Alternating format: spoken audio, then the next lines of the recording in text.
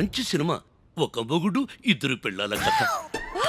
ముద్దు ముద్దు ఈ అల్లరి మొగుడికి ఒక కంచలాంటోడు తగలాలి, అప్పుడు సరదా తిరుగుద్ది. తిరగేస్తాడు తిరగేస్తాడు కుమ్మేస్తాడు దంచేస్తాడు ఆడే నువ్వు అడిగే